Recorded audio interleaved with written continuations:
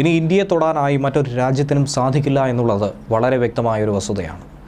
അതിന് കൂടുതൽ കരുത്തു പകരാൻ, സംരക്ഷണമേകാൻ കവചം തീർത്തുകൊണ്ട് അതിർത്തി ഭരിക്കാനായി, അതിർത്തിയെ സംരക്ഷിക്കാനായി അവർ കൂടി എത്തുകയാണ്. പ്രധാനമന്ത്രി സ്വപ്നം കണ്ട ഇന്ത്യയുടെ സുരക്ഷിതത്വവും അത്രയും ആത്മധൈര്യവും സ്വന്തമാക്കാനായി സമുദ്രമേഖലകളെ കാവലാളായി നിരീക്ഷിക്കാൻ കഴിയുന്ന ആളില്ലാ ഡ്രോണുകളായിട്ടുള്ള MQ-9B റീപ്പർ ഡ്രോണുകൾ ഇന്ത്യക്ക് വിൽക്കാനുള്ള കരാറിന് അംഗീകാരം അമേരിക്ക നൽകി കഴിഞ്ഞിരിക്കുന്നു.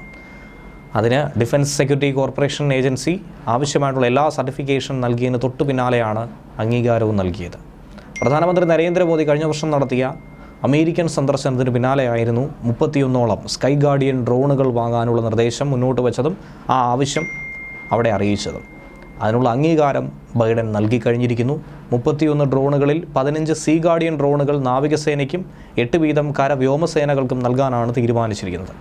അമേരിക്കൻ സ്വകാര്യ സ്ഥാപനമായ പ്രതിരോധ സ്ഥാപനമായ ജനറൽ അറ്റോമിക്സ് എയറോനോട്ടിക്കലാണ് MQ-9B ഡ്രോണുകൾ നിർമ്മിക്കുന്നത്. നിരീക്ഷണം, രഹസ്യാന്വേഷണ പ്രവർത്തനങ്ങൾ അതിനൊക്കെ തന്നെ സഹായിക്കുന്ന തരത്തിലുള്ള വിദൂര പൈലറ്റ് എയർക്രാഫ്റ്റ് സംവിധാനങ്ങളാണ് ഈ ഡ്രോണുകളിൽ ഉൾപ്പെടുത്തിയിരിക്കുന്നത്.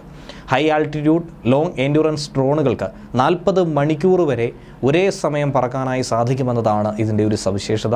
2 ദിവസത്തോളമായി ഇതിനെ നിരീക്ഷണത്തിന് നമുക്ക് വിന്യസിക്കാൻ കഴിയും. 4 ലേസർ ഗൈഡഡ് ഹെൽഫെയർ മിസൈലുകളും 450 കിലോഗ്രാം ബോംബുകളുമൊക്കെ ഈ ഡ്രോണുകൾക്ക് വഹിക്കാൻ കഴിയും. ഇവ ഇന്ത്യൻ സേനയ്ക്കൊപ്പം അതിർത്തി മേഖലകളിൽ, ഇന്ത്യൻ മഹാസമുദ്ര മേഖലകളിലൊക്കെ വലിയ കരുത്തു പകരുന്ന രീതിയിലുള്ള നിരീക്ഷണം നടത്തുമെന്നും സമുദ്ര നിരീക്ഷണത്തിൽ വലിയ ഒരു പങ്ക്, പ്രധാനപ്പെട്ട ഒരു പങ്ക് തന്നെ വഹിക്കുമെന്നാണ് ഇപ്പോൾ കരുതുന്നത്.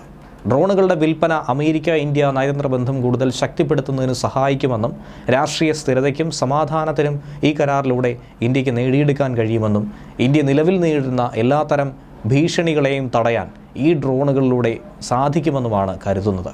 ഇൻഡോ പസഫിക്, ദക്ഷിണേഷ്യ മേഖലയിലെ സാമ്പത്തിക പുരോഗതിക്ക് കൂടി മുതൽക്കൂട്ടായി ഈ നീക്കം മാറുമെന്ന കാര്യത്തിൽ ഒരു സംശയവുമില്ല. അതിർത്തി മേഖലകളിലെ പെട്രോളിംഗ് കൂടുതൽ സുഗമമാക്കാനായി ഇത് സഹായിക്കുമെന്ന കാര്യത്തിലും ഒരു സംശയവുമില്ല.